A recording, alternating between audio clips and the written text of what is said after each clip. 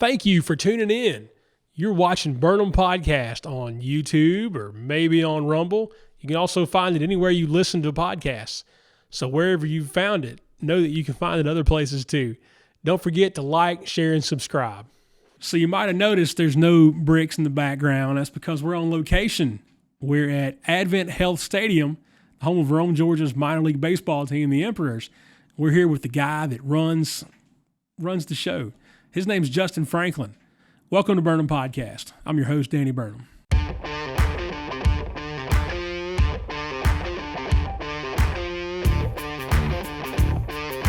Up and converse. You look nervous now. You okay? Yeah, I'm a little nervous. He took the headphones off and he's like, "Let's go." So Let's go time. Nervous. The light's on. The tally light.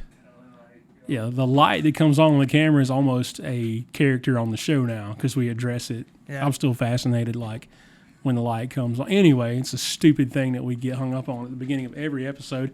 I'm here with Justin Franklin. Justin, it's great to have you on, man. It's a pleasure to be here. Good. I'm glad that you're fired up about it, and we're going to get into the story of Justin Franklin today. We've never recorded at a place like this before, but it's awesome. Thank you for having us up here. Yeah. And you're this is my office for the most part. Pretty cool. I mean, right? Not directly here, but yeah. But this is my view every day, which is awesome. So we're at Advent Health Stadium, which is the home of the Rome Emperors minor league baseball team. And you are on staff with the team. What do you do here? I'm the coordinator of marketing and media relations. So all the tweets, all the Instagrams, Facebook posts. I read all the mean comments. Do you really? Yeah, I do. Why would you do that to yourself? I mean, I gotta see what the fans are saying. Okay. But that's all me. All the social media, all the graphics for the most part, all the photography, except for Mills when he does his stuff. But yeah, it's me. Are you involved with the on the field stuff? I am. Yeah, I am. Yeah. So I'll. For the most part, we'll me and Blake Nicholson downstairs will come up with run a show just about every day, and it's essentially a play every night. Right. That we're putting on a show for all these people. That's awesome. For 66 nights. It's awesome. Well, and it's fantastic too. Like, it's not a low budget, cheesy minor league. Doing the best we can. Like, it's a professional production. You guys do a great job with it. We try. We're trying. So I'm bragging on you here. It's okay. Thank you. Take a little pat on the back for yourself. But you've always been a baseball fan, and this is kind of what you've always wanted to do. Yeah. In the grand scheme of things, this is like a tier one. Like, dream job is in tiers. Like, this is tier one as far as a dream job. I remember, I grew up in Chatsworth, which is a good bit of an hour from here. That's where I was headed. Just roll with it. Yeah. Just about an hour from here. Would come to here and to the Chattanooga Lookouts growing up as a kid. So I always said that I had two hometown teams because we were kind of sandwiched right in the middle. Yeah. But for some reason, we were always just drawn back here. I think the ease of access primarily, but also there's just something else about it. And to now be on the other side of it about 15 years later is a very rewarding experience. That's crazy, right? We were talking about the passing of time before we got started, and it's cool to think about you coming here as a kid and then, seeing the lights and the sounds, and now you get to... I am the lights and the You're sounds. the lights and the sound. It's a great way to say it. It's awesome. It's a thing that we kind of... A while back, we had a staff meeting, and we just kind of put everything into perspective of, like, you never know when it's someone's first day at the ballpark. Right. And you got to treat it like it's your first day, too. So I think that as a whole, myself included, I'm preaching to myself here, but like we've adopted this get to, not have to mentality, right? And I think that's kind of we've seen the benefits of that. I mean, your job is to hang out at the ballpark. I mean, there's way more to it than that. But, I spent some time in journalism, and it paid me almost enough to like be to the bottom end of poverty. But it was a cool thing to get to go to all these ball games. That's a great way to say that. Like, you get to. Mm-hmm. This is America's pastime, right? And we're at a baseball stadium for a living, and the hope is to inspire that next generation of me, that next me. So it's really rewarding to be a part of that. Yeah. So there was a road though between 12-year-old kid from Chatsworth, Georgia, to modern day Justin Franklin. To almost a quarter of a century year old. Holy Justin smokes! Franklin. Yeah. Right, you're getting old. Yeah, I'm getting old. But so no, I graduated from North Mary High School in 2017, and then went to Shorter University just down the road. People always ask me, how did you get into this? And it's really like I have no other way to explain it other than right place at the right time. Yeah. Could be God, Justin. Yeah, that is it's that. That's no coincidence. Yeah. But I remember my sophomore, or right at the tail end of my freshman year, your brother had just been hired at Shorter University as a football coach. So there were some conversations that were had. That podcast that me and my roommate were having at the time, never in a million years would we have imagined that it turned into an actual career in this industry. But super blessed to be where I'm at. And one thing led to another. Started doing stuff with Shorter football, camera work, photos, graphics, videos, and just experience under my belt. And when my time was up at Shorter, was a little bit shorter than I wanted it to be, but things happen, right? Lord took me to Carson Newman University just outside of Knoxville, where I was a graduate assistant in athletic communications for a bit. And then this internship opportunity opened up here with what at the time was the Rome Braves. Yeah, I can say that like that. Can't I? Okay. Yeah, past tense. It used to be the Braves. Yeah, the artist formerly known as. But I came back and I interviewed for that, and they're like, hey, like we want to give this to you, and I was like, this is it.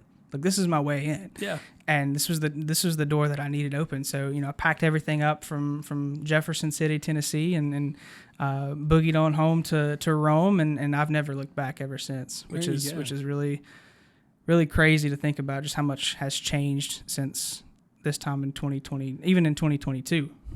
It's been a long time, right? It has been a long time. It doesn't.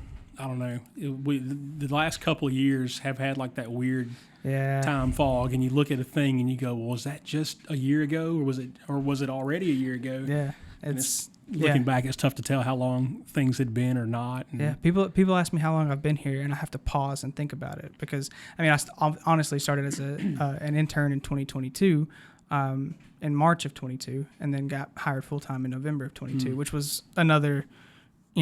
Like you said, act of God of like how in the world is they're going to hire a 23-year-old kid to handle their marketing. Man, what are they doing? They saw something in you because there was something in you. I guess so. Either that or the fact that I was just the last man standing in there. Well, maybe, but like I've seen the videos that you used to make for like Shorter football. Yeah. You're pretty good. Thank you. And then, through my brother, he would send these things to me before they would show them to the team or anybody else. And he'd go, look what Franklin did. And I was like, well, holy smokes, man. And then he would say something like, I asked him for it at like 9:30 on Thursday night. And then you would send it back at like 9:45 on Thursday night. And it was like, I just did it on my phone real quick. And like, people can't just do that. Yeah, I've come a long way, that's for sure. We were talking about the logo earlier today, just how far we've come with that. And I made show it off because it's cool. Yeah, I made that. I think we decided it was the tail end of my sophomore year. Yeah, it would have been the spring. Our first episode was in April of 2018. Yeah, so I'm sitting in Roberts Hall out at Shorter University making that on my cell phone, and then and then it's crazy to think that 2 to 3 years. No, it's been longer than that. Right, longer than that, but. I'm designing bobbleheads and T-shirts and all that stuff. That's awesome, which is wild. Yeah, it's cool. It always fascinates me. Like I know you may not know these people, but like we've talked to PJ Broom through Destination Hometown. We had Kit Buford on the podcast. Now we've got you on there. It fascinates me to talk to people who are actually living their dream. Like this is what you wanted to do from the little, and it starts with making a logo for a cheesy podcast, and then. Like you're designing. Who doesn't want to design a bobblehead, right? Yeah, I think that's just a testament to being faithful, right? Yeah, it's just to trust in it because I think a lot back to my freshman year again. I remember sitting in my advisor's office at Shorter, and they're like, "Hey, we just cut your major. You need to pick something else." So that was why it was shorter than we wanted it to be. Yeah, I came in as a broadcast journalism major, and I remember. Getting ready to sign up for classes, and they're like, "Hey, you need to declare a major." I was like, "No, I did that. I'm good." Yeah. And they're like, "No, well, we cut it, so you got to pick a different one." Which I think it worked out. But there was a point in time where I was like, I'm done. Like, well, how far in were you at this point? This was after your junior year? This was after, thankfully, it happened at a pretty early on. Okay. It happened right at the end of freshman year. Okay. But there was a point where I was like, I'm done. Like, I'm going to home. Get a job in the mill. I'm going to go whatever. home. Like, I can easily just go right back to Dalton and work in the carpet mills, and I'll call it. That's good. But there were some really tough conversations that were had. Yeah. But I think the big thing was just being faithful, right, and trusting that there was a reason that this major got cut, and now I'm on a different path. So I think all of this is a testament to that. Yeah. Well, so there were two different points here that we're looking at, and the first one was where major was cut, and you think this is the end of things, and then an opportunity opens up at Carson Newman, which is not. I mean, it's not like super far away, but it's not an hour from home. No, it was about 2.5 hours. Yeah. There was some when I graduated from Shorter. I thought that I was gonna just walk right off that graduation stage and right into a role there. Yeah. And I was mistaken, but that is what it is. Yeah. And so I left. I kind of tucked my tail between my legs and headed out. Said, I'll show you, like, whatever. Yeah. Which was probably not the attitude to have, but at a time like we'll get into the immaturity of 25-year-old Franklin versus 19-year-old. You look at the maturity level that I possessed as a recent college graduate like that. It was, maybe there were some things that I shouldn't have said that I did say, but I feel like I did an okay job of not burning any all of my bridges. Right. But there was a point where I looked at myself and I was like, what are you going to do? Are you going to sit around and wait for them to offer you something, or are you going to go out and find something on your own? So I did. That's what I did. And I took myself up to Carson Newman, to Jefferson City, 2.5 hours, and went straight to work. And I said, this is where I'm going to prove myself. And it was one of those things where, I kind of took a chance and kept the faith over the last couple of years in my career moves. One might say that it was a little silly to walk away from Shorter after you've established all this stuff with, photos and videos, and you've made all this stuff, and then to go take a graduate assistantship somewhere else.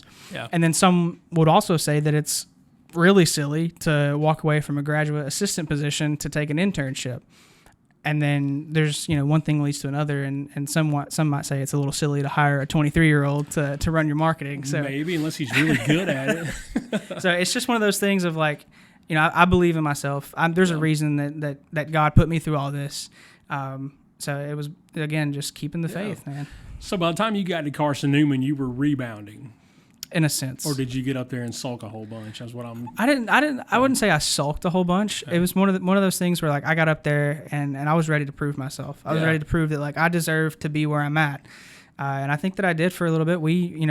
I contributed to the 2021-2022 South Atlantic Conference Athletic Communications Team of the Year.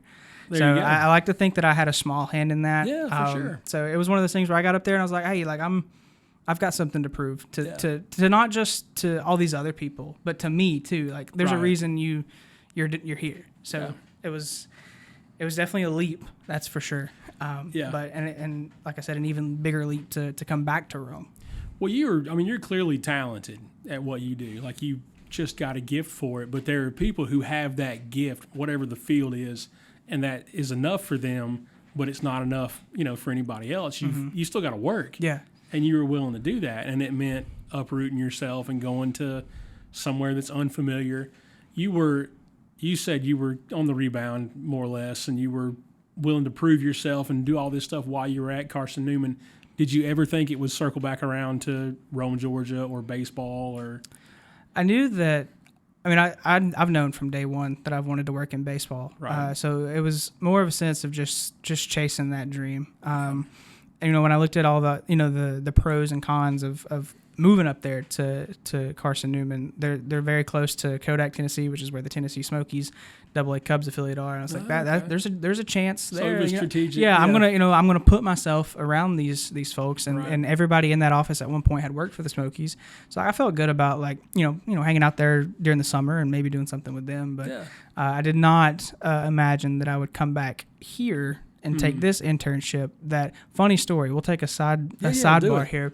Around February of my senior year, 2021, I applied for the same internship, media relations intern with the then Rome Braves, over at Shorter University. Like, this is what I'm gonna do. Like, I'm gonna get this internship, and that's it. Yeah. So I applied for it, waited around, and one night I was sitting at home, and I think it was right at spring break, and I'm scrolling through my email, and I'm looking for, we had pizza for dinner that night, and I'm looking for my Domino's receipt in my email, and I scroll past an email with the subject line, Rome Braves Media Relations Internship, and it's backdated like 3 weeks. Ooh. And I'm like, what is this? And I open it, and they're like, hey, Justin, this is such and such. We'd like to, schedule you for an interview. And I'm looking at my calendar, and I'm looking at what date it is and the date on the email, and I've missed it. I've missed it. So I rattled off an email. I'm like, I think I typed out, Dear Bruce, like, thank you for reaching out. I sincerely apologize for my delayed response. Would love to set up a time to talk. Hit send. I look, the guy's name's Steven. I don't know where I got Bruce from, but I botched it. So you were late and called him the wrong name? Yeah, I dropped the ball. Man. Dropped the ball big time. But that was another, that's why I think I'm here, right? That's how I know I'm supposed to be here, is because I messed up really bad. Yeah, right. I messed up really bad, but yet I'm still here. I'm still full time. So that's why I'm not worried about, where I'm supposed to be in my life, because I know it's right here. There's no other way. Well, it seems like if this dried up and blew away tomorrow, you would land somewhere else, and I would hope still so. be, or create an opportunity. I would hope so. Something. I hope not, though. Well, I hope that this thing keeps going, and that you're, the king of the Atlanta Braves one day or whatever. But I'm very happy exactly where I'm at. Yeah. So, and I'm very thankful for how much I've been blessed. It's just, like Drew talks about.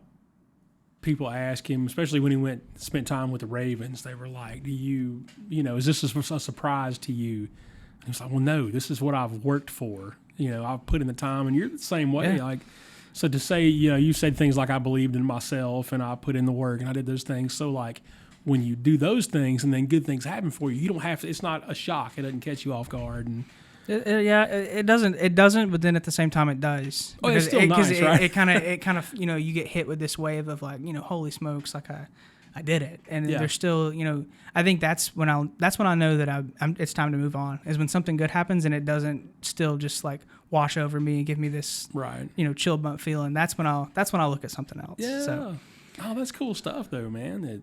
And it's a testament. You talk about bringing up the next generation, people that not only love baseball but want to be part of making the game happen, and like baseball is America's pastime because it used to be a cool thing to go to the game. Well, like now there's so much more involved when you've got all the social media and you got a YouTube page that you're running and you're making sure that people show up and cover the game. So it's so much more now than just unlocking the gate, that you are as important as, I'll say it, one of the guys on the field, There's definitely something for everybody. Yeah. And then, I remember the day that I realized that being a Major League Baseball player, it's probably not in the cards.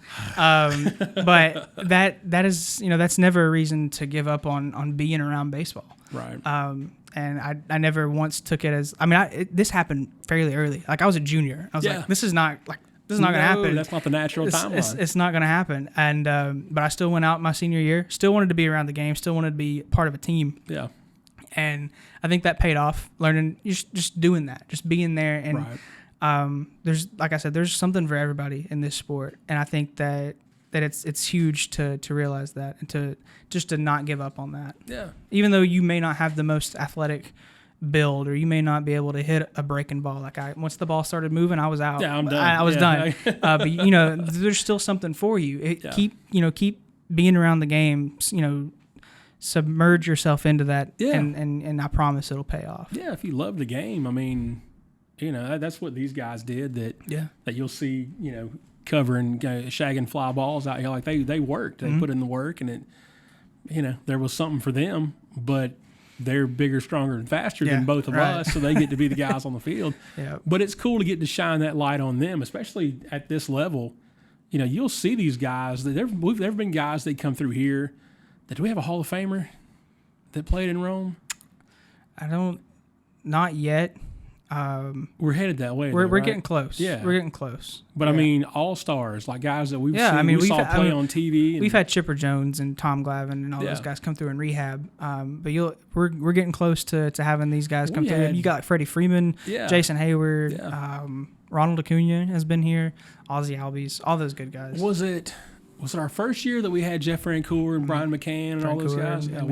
Championship you year. You were a wee lad then. I was, My brother wasn't even born yet, and he's fixing to graduate college. So they visited Drew, my brother. He was in, I don't know, 4th grade or something, and they visited all the schools when they got the roster together, and they were putting the team on the field the first time and all that, and they were handing out cards, and I remember Drew brought home a Brian McCann card. Wow. Right? And he's like, this minor league baseball player. And he chucked that thing, and I was like, well, you never know about minor league guy. Yeah. So Drew kicks himself. He mentions that, I don't know, 2 or 3 times a year at least. He's like, man, that threw away a Brian was McCann autographed card. and everything. Oh my He gosh. chucked it. And you never know. You never know who it's going to be. And I think it goes right back to what you said. Like, it's just about how bad you want it, how bad you believe in yourself, and that's why we're still plugging away at this podcast. Yeah, do you trust in yourself enough? So yeah, but you did, and you're here. Yeah, I'm here, and like I said, the Lord's been good to me in more ways than one. But this is probably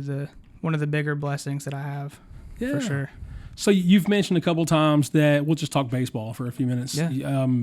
Well, specifically, like as it pertains to you, but you've mentioned a couple times that we used to be the Braves, and then we changed to the Emperors, Rome Emperors, which is a penguin. Emperor penguin. And I was shocked at how many people didn't know there was an Emperor penguin. That was something. Yeah. I don't know if I want to say that it was alarming, but it was alarming to me. It was a little unique. Yeah, because I worked in public school for so long, and I realized how many people we failed. Yeah, we on November 16th, 2023, we rolled out the Rome Emperors to the world, and I think it was probably the most well-received rebrand in recent years, especially, and that's a very pleasant surprise, considered of how the initial launch was received. When the news first broke, people were not super happy about it. I was thrilled. We talked about this before we started. I was disappointed when we got a team and it didn't have an original name. But now I'm in. I'm 100% in. We'll be here. Yeah. But, there was, I understand both sides of the ball in regards to that, because going back, like I grew up coming to Rome Braves games. Rome Braves are why I, love the game. But now that you're on the business side of things, it's like, I get it. I get it. Like this team, and the longer I'm in this city too, the more I realize that like they deserve something unique, something special it's a to big them. deal to have the team here. Yeah. And I've only been here since, like I said, 2017, but like I'm catching on. It's not lost on me, like how tight knit and how prideful everybody around here is. Yeah. And I think that you give them something something as silly as a toga wearing penguin. If they can bond over that, then I think that we've done it. We've won. And I think that we've done a pretty good job of how we've rolled everything out and how everything's been received. So we're proud of that. You have, man. It's been great. When we were here the night that you guys unveiled the new name, and there was a big crowd of folks here. Yeah. I was pleasantly surprised also, because people were downright hostile about the name change. There was some I wouldn't say fear, but there was some apprehensiveness, if you will, of like, oh well, here we go. Like, show up with torches and pitchforks. Well, we'll see what they say, but that banner dropped, and I've never seen a line to get into the store. Oh wow, yeah. And there was that night. Thank God we got in there. Yeah, a few minutes ahead of time. Yeah, no kidding. Got our pick. No kidding. I don't think my hat is like a 7 5/8. I don't think it would have been gone by the time I got in there. I don't think so. But it was nice to get in there and not have to fight the line. Mm-hmm. Like I said, we were talking about it earlier. We sold out of those hats within 24 hours. Yeah, that's awesome. But even that night, you guys did a fantastic job. It was a well produced, like professional press conference where you guys came in. Our GM, David Lane. I got it. Yep. I asked him a pretty tough question in the middle about the reception and the team name and what people thought. And he was upfront about it and gave a fantastic answer. And you guys were as this is a minor league team, but that was a major league production. Yeah. That's a tough thing to do. Yeah, that press conference was my first non-sports related press conference that I'd ever been a part of. Yeah. So maybe that that PR degree did pay off a little There you bit. go, But yeah. no, we went through. We sat down and we had a lot of discussions of like, if this happens, what do we say? If someone asked this, what? So Right. we were prepared all the way around. And I think that's kind of a testament to this new brand too. Of like, hey, like, we're going to be prepared. We're going to be proactive rather than reactive. Right. And I think that once April 5th rolls around, you'll see that a little bit more. You guys have done it. You've done a good job with proactive instead of reactive. Because you said, we're going to change the name. And people just, were livid. But you weren't, like, apologetic about it whatsoever. And there's business reasons behind it, and we don't have to get into all that. But people were throwing out all kinds of weird, like they're doing this or that, or it's some political thing or not. And you guys just held your ground and rolled out the new name. And there was something to be said for that as an organization, because you don't have to apologize or explain why you changed your name. Like, it's your thing and you do it. Of course, you have the community in mind because you do things like the open house we had here last week. Yeah. I think it goes back to kind of, the story of me, right, is believing in what you've got. You have to. Yeah. You have to. You got to stick to it. Right. And we did. Yeah. And from a visual standpoint, from a merchandise standpoint, just everything, we believed in it. Right. And I don't think it would have been near as successful as if we did not have just a whole total staff buy it. Can't be halfway in on changing the team's name. And, you can't. We talked about all that went into that, and finding, we're in a suite right now up on the third level, and we're looking at logos that had to be changed or still have to be changed, and the little tiny things that go into all that. But yeah, there's a lot that goes into it, and like you said, you can't be halfway into it. Yeah. So I mean, that's kind of how this career is too. The front office grind is just just as similar to the 132 that the minor league guys grind out. Yeah. So whole buy-in. You have to, or else it'll be obvious. Yeah. You got to love it, or else people will know. Yeah. People will know. No, y'all done a good job with that, and it's been an all-in kind of thing, and it's been well received. And always talk about my buddy Ron Kansler, who taught me as a pastor. Ron was my pastor way back, to do things with excellence. Like, if you can't do it with excellence, you just don't do it. But man, you guys it's top shelf around here. Yeah, we've tried, and it's one of those things where like I've prepared myself for it, but still seeing the fruits of my labor come around, it's still like, oh wow, like we did it. And so it's been a nice little surprise. That's cool stuff. So we've kind of been through your story and all these things. I meant to ask you earlier on, who were your inspirations as far as once you decided you weren't going to make the cut on an MLB roster, who were your inspirations to get where you are now? That's a really good question. I think it's going to be my family, right? Mm-hmm. I knew that I couldn't athletically be the best, right? But I still wanted to do something that was prideful, something worth bragging about. So I would say that my parents, for sure. There you go. Shout out to mom and dad. Good job, guys. Yeah. So that was they always gave me every opportunity that I needed. So I wasn't going to let it go to waste, regardless of if it was sitting behind a computer screen making graphics or I'm hitting a baseball. It's the other one. It's sitting behind a computer, but I was just doing something worthwhile. Yeah. That's what it's all about. And your jumbo screen out here is going to put as many smiles on faces as a home run. A lot of nights. Yeah. So.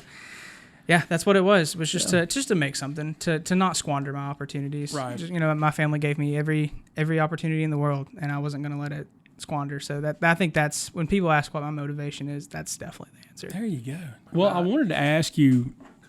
I've never been like a super big, like over the top baseball fan. I'll watch the game if it's on or whatever, but baseball has the best movies, far and away. Any sport. I would say so. And this is going to be. I'm going to get grilled for this. I don't like sports movies. Okay. I don't. I know that's probably. Is it because they're super unrealistic? Yeah, they are. They are, man. Like there's a few. I mean, and I'm not a huge movie person either. So okay. I don't watch a ton of movies. I don't watch a ton of movies. But like I've never seen Bull Durham. I've never seen For Love of the Game. Yeah. I only saw Field of Dreams for the first time this year because we showed it right out there. I know. For the Love of the Game was not a good movie. That's why Bull Durham, I could take or leave because Tim Robbins, his throwing motion was awful. Yeah, and he just couldn't, like, Kevin Costner did a great job as the grizzled old veteran behind the plate, but like Tim Robbins didn't grab me as a baseball player. I remember they used to throw movies on MLB Network like in the off season, and I just couldn't do it. Like I love baseball a lot, but I can't sit through a sport. But Moneyball though, have you seen? I was going to ask you about Moneyball. Moneyball is probably one of my favorite movies of all time. Because there's this much baseball. It's not really about baseball. Yeah. It is, but like it's not about what happens on the. And it's one of those. Moneyball. Have you ever seen Moneyball, Tango? Yeah. Okay. Yeah. So Moneyball is what I have in mind when we're talking about this podcast and Burnham Project and the stuff we're doing. We just got to get on base. Yeah. Just get on base. And that's why we have a podcast episode every week, and none of them have, we don't have fog machines and pyrotechnics, but like we're getting on base, every week. Get on base. That's all that matters. And that mantra can kind of translate to a lot of different things. Yeah. I'm trying not to apply it to the church too much because that's extra cheesy. But like the mindset is still the same. Just get on base. No, I mean for real. Just get on base. The small stuff adds up. Yeah. For sure. So would you say that's your favorite baseball movie? 100%. That's probably my favorite sports movie. Okay. Like that's that fair. And like Air Bud or something. Air Bud, that's from way back. That's the one with the dog playing basketball. Yeah. But Drew's a big fan of that one. I was never I had kind of aged past Air Bud when it came out, but it was all right. It wasn't a baseball movie. No. Field of Dreams, I think, is a close second for me. Yeah, and it's not like super baseball-y either. No, I've heard a lot about Field of Dreams. I've heard that Field of Dreams was very instrumental in this being here. No kidding. With like our stadium here and the team and I've since I've been here in Rome. Yeah, roll this out. Especially since I've been with Rome minor league baseball. I've gotten incredibly close with the Davis family over at WLAQ. Let's talk about that. Yeah, I love those. Yeah. They're awesome. But I've always heard the story that they showed that movie on like the town green or something at one point. Once upon a time. And they were still, everybody was petitioning for minor league baseball to be here, and someone either Randy went up to someone or someone came up to Randy and was like, if you build it, they'll come. And that sparked the whole thing. Wow. And so when we renamed the press box for Randy, we put that at the bottom. If you build it, they will come. So that's what I've always heard. Oh, that's so cool. I didn't realize, I knew that Randy was a huge baseball guy. Yeah. And if you're watching or listening and you're not from the Rome, Georgia area, there was a radio guy that was here. Randy was here for 50 years or something doing radio. His kids do it now. I say his kids, they're my age, but he covered, Randy said all of our names at one point in time on the radio for one sport or another because he would just cover everything. He was everywhere all the time, but he loved baseball, and baseball was his favorite, and he was huge in getting the team here. I didn't realize that was the direct line, but he tried to get a team here in 1990? Early 90s. When I first got here in 22, he had just passed away in October of 21. So I never got to meet him, but I'd always heard of how instrumental he was in this being here. So we did feature stories my first year here, and that was the first one we did. Yeah. Pitched that idea. We brought Matt and Elizabeth out here, sat down and talked to them, and I learned a lot. And we put all that together, and it was like the early 90s when they first really started trying to get a team here. We had a place that they were it was ridiculous. They had a place they were going to put a stadium at one point, and they drew out the dimensions and what the stadium was going to look like, and then you could overlay it on the map, and it didn't fit. There was a river, I think, where right field would have been. Right field would have been 142 feet or something. Because there was the river. So the land, they didn't make a serious effort at it, is what I'm getting at. I've always put it there, and it didn't fit. I've heard about the duck pond. Yeah. That it was like something, it was close to that. Yeah. Yeah, so.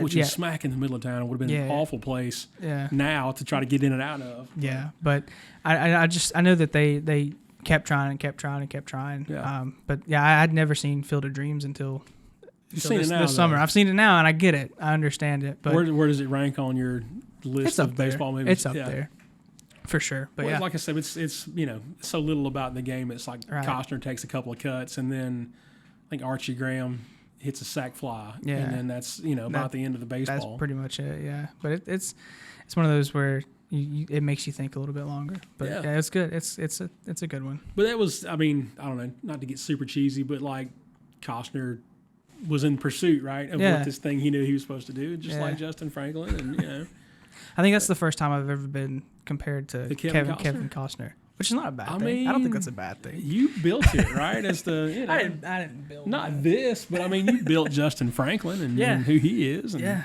for the most part. Yeah, but with help from mom and dad. Yeah, but no, life's been good, man. I think that I've always called kind of transition here, but like talking about Rome and how special it is. Like I've learned to love this place. This place is my second home. Yeah, and I think there's to the naked eye, right? People may not see just how special it is. They may just see, 3 rivers, 7 hills, right? And everywhere you go, that's it. But like when you really dig deep and you come into people's offices and you come out to the game and you mingle with folks, and that's when you really start to realize, just how special this place is. And I think that's a really big driving force too, is to continue to give these folks quality entertainment night in and night out and boost that quality of life. It's a cool town, man, and the kids that grow up here pretend like they hate it. Yeah. And then they go away to college for a semester and then they come back. They always come back. And then the other deal is like, well, you're an example,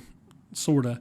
You came here and didn't leave. Yeah. And like I've known people forever that have bounced all over the place, and like football coaches or military people that bounced around forever, and then they come to Rome and they never leave again. Yeah.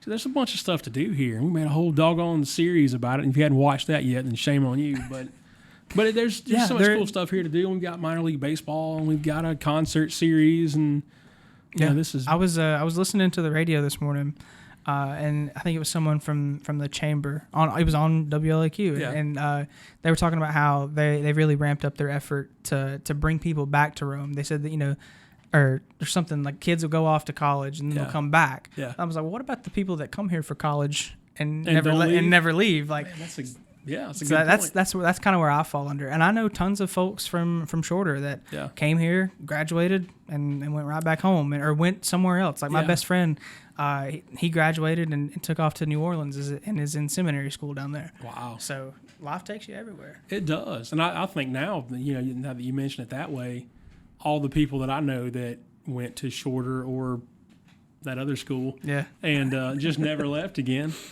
But it's a cool place. It's got a lot of stuff going on here. It is. I've learned to love it for sure. And I mean, obviously, like I'll go home and see the family on weekends when I can. But like if I'm stuck here, it's not the worst thing in the world. Not the end of the world, right? There's tons of stuff to do. And I think that I think it's, I don't know if it's always been like this, but like I feel like we've turned a page and really started to. We started when we got back to like embracing our history and our own identity. Then that's really when the tide changed. Because I remember when I was little, like Rome was cool. When I was 5 years old, like we go to Broad Street on Saturday mornings, and everybody was down there. And then it kind of dried up when we started building malls out of town and all this stuff. But now it's kind of back again. Kind of coming full circle. And that's my office is on, and our church for that matter is on Broad Street, and it's cool to be down there every day, and it's a fun place to be, and it's a stone's throw from where we are now as far as that goes. But I heard that, and I mean I've been told this. It's true. Like the original offices for the minor league team here in Rome was in downtown. Yeah, started off downtown, and like they sold tickets downtown and everything. And while they were still building this joint, I'd forgotten about that. Yeah, I've heard that story a couple of times. Yeah, but we had the Braves were, I guess, if they were on Broad Street, they were in town, like right there in the middle of. But yeah, you used to have to go down there, and that's where you first would buy season tickets or any tickets for that matter. Yeah, but I know that I think it'd be cool to maybe branch back into downtown, maybe put something there. Like I know that the Rocket City Trash Pandas have another, like a totally separate team store. Yeah. In downtown Huntsville or downtown Madison. Madison. In our building that's available right now. We'll talk about it afterwards. That would be sweet. To have cool. a place downtown like that. There's tons. I mean, that's a big deal. Who's the downtown development folks? They should. They should talk. Lindsay, if you're watching this. Yeah. If not, I'll send it to her and make sure she sees it. But yeah, we'll connect you guys. And downtown Rome Emperor's Clubhouse store. Man, I'm in. That's It's there. a problem though. Like if you guys get the space in the same building with us, that's going to be tough. Because I'm just going to flush between like that and like my favorite restaurants across the street. Okay, what's that? Like Schroeder's. I've eaten in Schroeder's since they opened the place. I love Schroeder's. Tomorrow, as a matter of fact, this won't matter to any of you. Tomorrow is their anniversary. And so they're going back to cheap. 1981 prices. You got to come by. That's We'll go there and eat lunch. That's awesome. Tango, not you folks watching because it'll be too late by then. But we were going somewhere with that. Downtown. Yeah. So it's cool. Downtown's fun. That would be fun. It would be fun. But yeah, I would just flush my check between Schroeder's and the the Clubhouse Emperor's Clubhouse store. That's awesome. That would be cool. But no, there's, and I think that kind of goes back to the new brand too, is that there's tons of room to do stuff that we've never done before. Yeah. So I'm super excited to see what we're able to do and what the future holds for that. Are you able to give us any insight on things coming down the pipe? Sure. When you guys got a drink I can borrow? What's your I should have brought one with me. I can't get up right now, Hayden. What's my who? What's your ETA on this thing dropping? I may be able to tell you some stuff. Sunday? Sure. Yeah. Sure. Sunday. So we're I can tell you this. We'll have and this is I can tell you this. Okay. We're gonna have a Spanish alternate identity this year that will roll out Cinco de Mayo weekend. Holy smokes. Has anybody ever done that before? Yeah, minor league baseball has got a whole. Well, I mean, the Padres are the Padres, I guess, but it's So minor league baseball has this whole initiative called Copa de la something. It stands for Fun Cup. Okay. And they encourage a lot of teams to have Spanish, Latin American themed alternate identities. Okay. So we have it's never been done in Rome before. I think Gwinnett does it, and Augusta just did it for the first time last year. So we'll be like the third team in the Braves organization to do it. So we're super excited to roll that out. We're going to do that Cinco de Mayo weekend. Can you say the name of it? I can't. Okay. I can't. I a little further on down the road, I could probably tell you. Yeah. But I think we're shooting for a February 23rd unveil on that. Well, that stands to reason because of the Hispanic influence in baseball. There's so many guys that Drew talked about working here and meeting guys that didn't speak English, but man, they could hit it, or run or catch or whatever they do. And that's it's a testament to that. And I think the big thing that minor league baseball wants is to connect the communities, right? Because there's a large Latino population around here and in the surrounding areas. Yeah. So, and I think that sometimes we're missing out on that. And people, we want everyone here. We want everyone to feel like they're they belong here. Yeah. So I think that just kind of sampling that, once or twice a year, can really kind of help intertwine that. So when you see the name, when it comes out, you'll understand. It'll make a lot more sense of like where we're kind of. If you say it now, he can edit it. Don't say it. It'll make sense when you see it and the way that everything intertwines and just the state as a whole in this area for sure. So it's really cool. That's really cool. That's cool. Other things in the pipeline. A couple of other things in the pipeline. I know that our goal this year is just to be better, to make the big things bigger, to enhance the fan experience overall. Here's where I'm going to start getting really corporate pluggy here, or else they'll yell at me when they see this. I know that this year kids get in and eat for free every Sunday. Wow. So be here after church every Sunday then. Yeah, your parents get a general admission ticket or any ticket. You get in for free and you get a free food voucher, which is like hot dog, chips, and a drink. Cool. So Advent Health does all that. They fit the bill for that. I know that dogs get in every Wednesday this year too. Dogs on Wednesday. I don't have a dog, but I might get one. We're calling it Double Dog Wednesday. So you can come in, bring your dog, sit in a certain section. I think it'll be like down that way. Yeah. But you bring your dog, and there's always going to be specials on hot dogs on Wednesday. So Double Dog Wednesday. That's cool. And we've got a couple education days where we want like local schools, daycares, all that stuff to come out. What about homeschool kids? Is there a provision there for that? We homeschool our kids. Yeah, they don't get to go on the field trips to the. No, I mean, bring them on out. Cool, we'll do it. There's another like business person. There's two business person specials that this in June in May as well. So those will be 12 o'clock first pitches, where education days are 11 o'clock first pitches.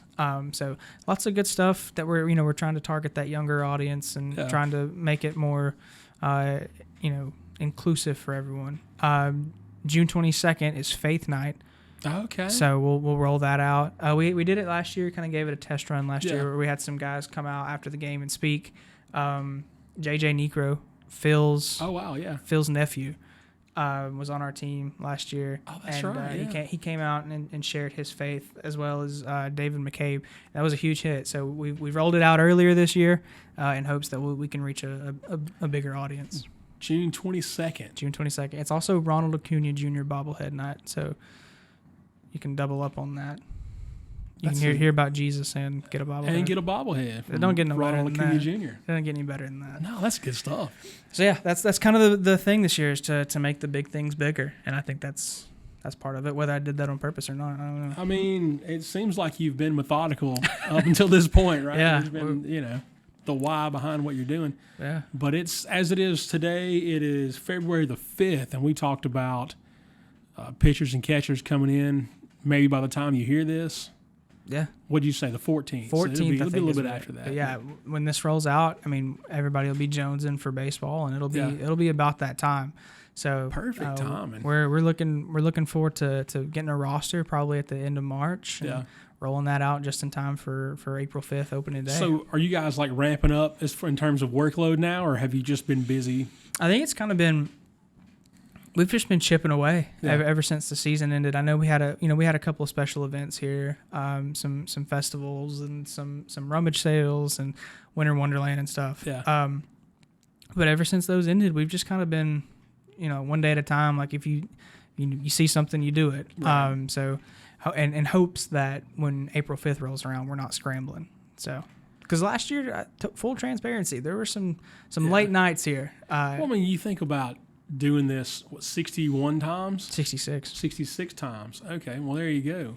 Yeah. So, like, anybody, some randos off the street could get together and create, like, a really cool game night. Mm-hmm. Like, we're going to have a cool atmosphere, and we're going to give away this or that or whatever.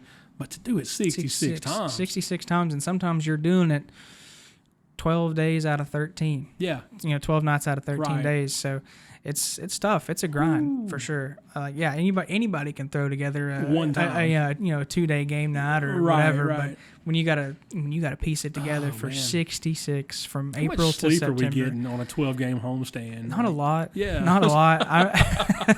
I remember opening day last year. It was my first full-time opening day. Yeah.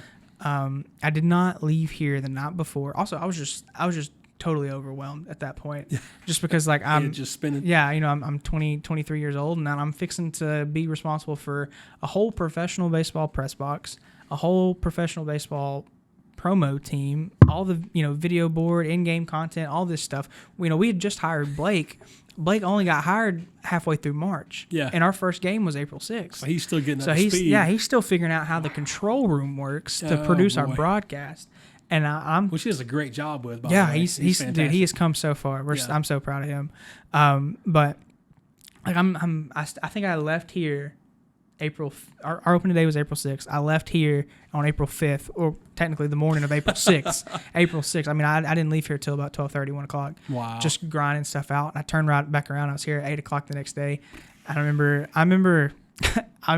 during the national anthem on opening day, like I was just standing there and like I had like this big lump in my throat. It was just like, oh my gosh, like we did it. Like I got through the hard part. Yeah. I got through the hard part. Just get me through 9 innings. Man, get me through 9 innings. Let me go home. Let me come back. And I'll do a little bit better. Yeah. A little bit better. And it was kind of like the survive and advance mentality last year.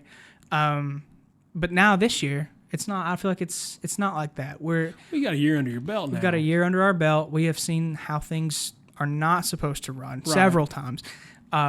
And now we're kind of just adjusting to that and being better. So I think that when April 5th rolls around this year, it'll be a much different scene. Well, a baseball season provides lots of opportunity for experience, right? Because especially if you're doing it 12 days in a row, but you get to do it 66 times. So if you didn't know it on day one, like by day 35 or 40, you know things you didn't know. And then I think the parallels between working in baseball and playing baseball are unless you're in it, you don't see it. Right. Like a guy can go out on the mound and get shelled and give up 12 runs in an inning. And then, he's saying every word in the book in his glove on his way out. Yeah. He comes back out 3 days later and he tosses he tosses 3 scoreless, and it's like, oh well, he's good. But Yeah. the people who came here on that first night are like, man, that guy's terrible. He'll never see the mound. And then the people that saw him that next night were like, dude, why is he still here? Like, send him up. So, and we've got nights like that too. So, I think once you realize that working in this industry, you'll be a lot better. Your mentality will change too. And then I've had to learn that too, of like, you're going to have bad nights.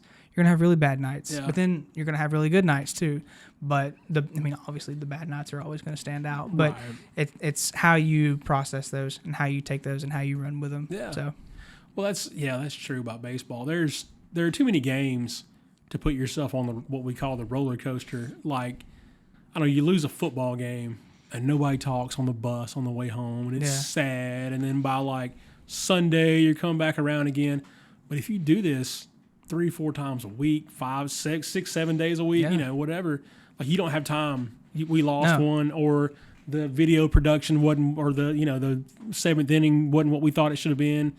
You can't stay there. Mm-hmm. You got to get ready for the next night, or it's going to be garbage. You got to flush it and go, man. Yeah. And I think we learned that fairly early, because opening day last year, as we felt like we were good and we got through it. We went back and watched it and we're like, holy smokes, how did this pass? Yeah. Like how was this passable? This first game, everybody was fired up to be here. It didn't matter. But and so we flushed it and we moved on to the next one. So, and that's kind of what we're doing with 2023 too, is we're flushing it and we're moving on to 2024. And this time next year we'll say, we'll flush 24. We'll look at 25. Right. So you just have to have a very short-term memory in this industry for sure. What we always say, right?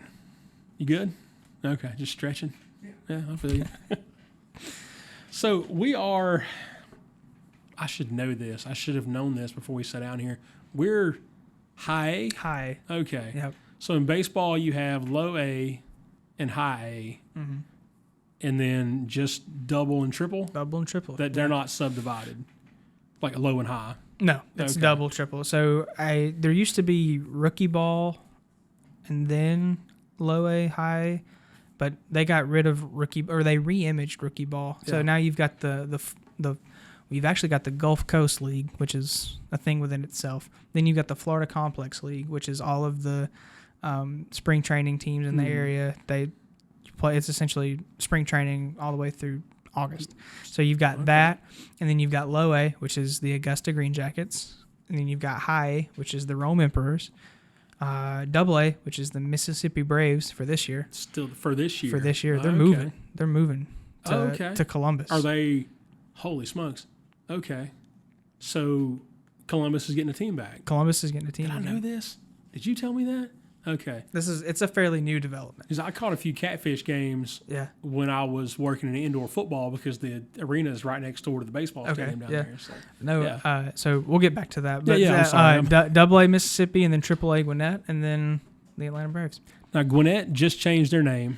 Mm-hmm. So it was a couple of years ago, but to the Stripers. And then we've got Danville, who is also the Braves, right? Or Mississippi, not Danville. Yeah, Mississippi. They're the Braves. Are they going to change when they move? I can't speak on that, but I would assume so. Got to, right? Yeah. I mean, it makes business sense at this point. Yeah, you're packing up and relocating. Yeah. I would imagine that. But no, that news broke probably, the first week of January, right? I guess I knew that Columbus was getting a team. I just didn't realize it was an Atlanta affiliate. It'll be the double A affiliate of the Atlanta Braves. I don't know what they're going to call it. And there's tons of.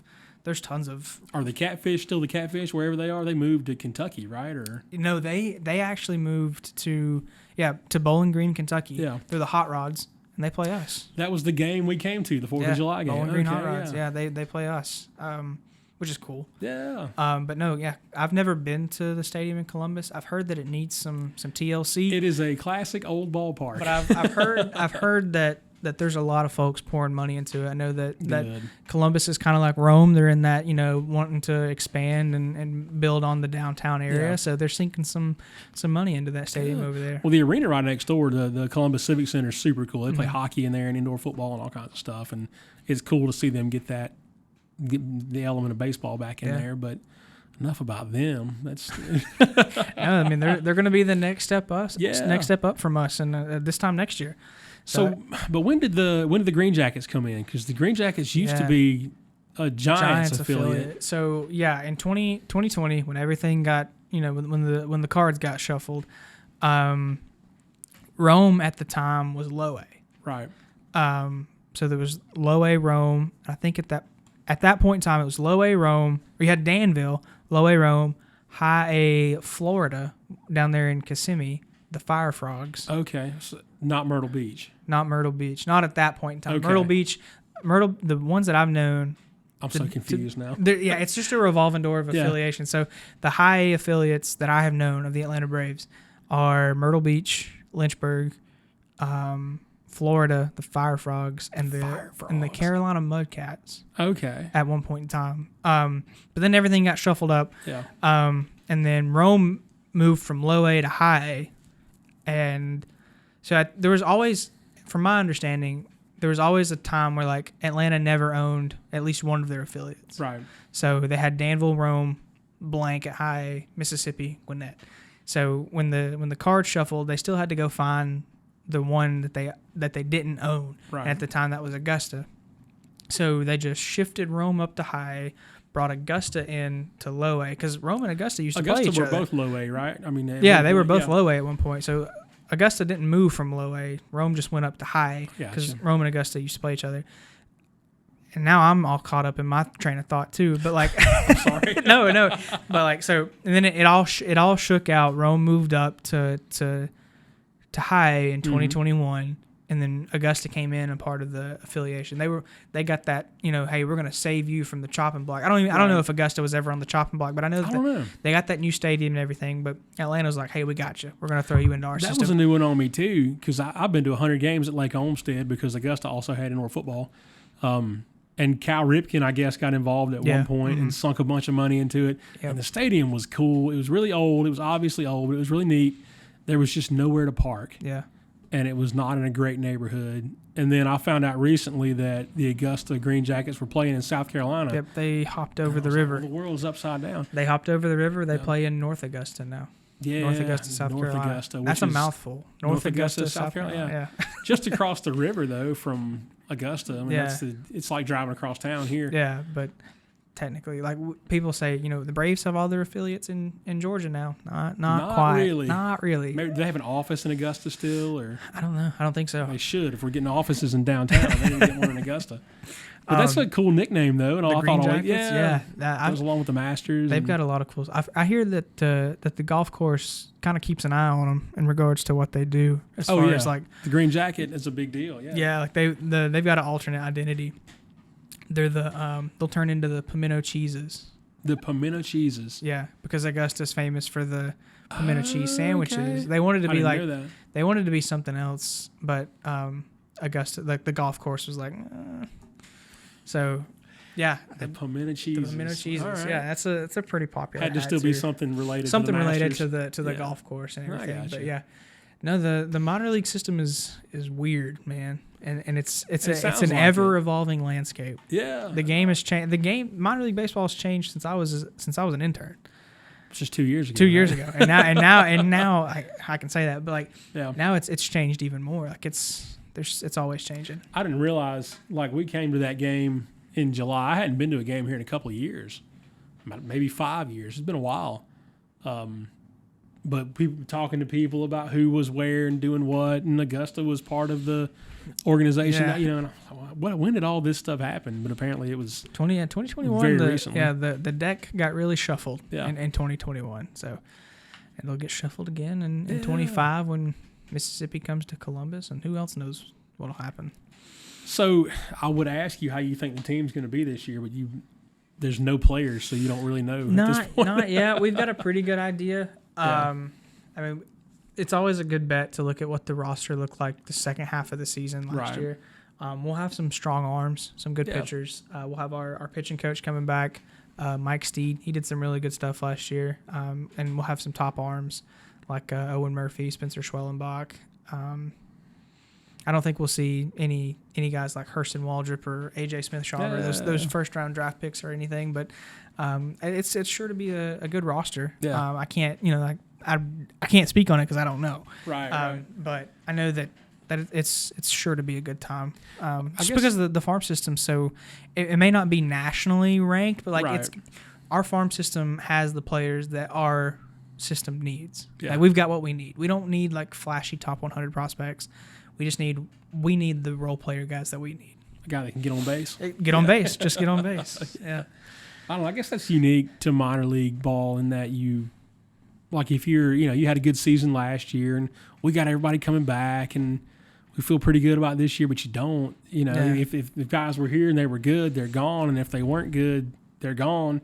Yeah. So that's the Atlanta runs their farm system very differently than any other organization. I think back to 2022, Bowling Green and us in the playoffs. Our roster was depleted at that point. We were a shell of what our real stretch run looked like. The roster that got us to the playoffs. Right. We weren't really half of that anymore. But Bowling Green had almost the same roster for the whole year, and they were bringing guys down from like Double-A. Oh wow! Because they were one of the only, like, the Hot Rods were one of the only teams left in Tampa's organization in the playoffs. So like, why not? It just depends. I mean, over the course of a season, how many guys get injured, right? Yeah. Or not. We had a lot of guys that year do really well. We had Vaughn Grissom that year who went straight to the majors. Right. Dylan Dodd, who pitched in the first road series for Atlanta last year. Justin Henry Malloy, who got traded to Detroit for a really big haul. Yeah. So we had some really good guys on that team. And they got us to the playoffs. They did what they were supposed to do, but then, things kind of fizzled out. Moves were made, but on the other side of the ball, Tampa's organization is like, hey, pour into this. Let's get a minor league championship. So different strokes for different folks. Yeah. It was tough to be on the road and watch us lose in the playoffs, but it's not really about that in the grand. I mean, like, it's nice. Winning is nice. You're developing players here, and that's hard to swallow sometimes because you just want to win. Yeah. But it's not necessarily about winning ball games here. And it's more about minor league baseball is about the fan experience. Yeah. And giving people, like we said, 66 shows over the summer. 66 games. Wow. So, yeah, it's like I said, it's a different landscape. I mean, versus where the major league level, it's both. Right. But you have people that come just for the baseball, and you still have people that come here just for the baseball. But like in the grand scheme of things, families are coming here to be entertained both on the field and off the field. Yeah. More off the field than anything. So we got to ramp it up. Trying to remember, I think they were the Braves then. I think the Braves won the night we were here, right? Yes. And we got tacos at Las Palmas because somebody hit a home run or something. We scored 6 runs. Is that what it was? Yeah, that was the trigger promotion last year. I had to stop and think about who won the one game that I came to last year, and it was because it didn't really matter because all the stuff that happened on the field was awesome. There was fireworks. Yep. And, that's the goal, and that was one of the first things that David said when he got here. It was like, I want us to build something to where when people leave the game and they go home, they have to look up who won. They can't remember who won. Yeah. So I think we've done an okay job, but like I said, we're trying to get better at that. But that's what we're here for, is to build that experience. Everybody's improving, right? Yeah. Yeah. So. Well, good deal, man. Well, I've enjoyed it. Yeah. I don't know where we are right now, time-wise, but so I feel like this is probably a good place to jump off. Did I already say that? I always talk about jumping off, but that's where we're going to do it. It's been great having you on, and I'm super fired up about Rome Emperors baseball. Yeah. And you guys come out to the ballpark and check it out. I'm not like trying to do a commercial or anything, but that's it. God bless you guys. We love you. See you next time. Thank you for tuning in. Don't forget to like, share, and subscribe.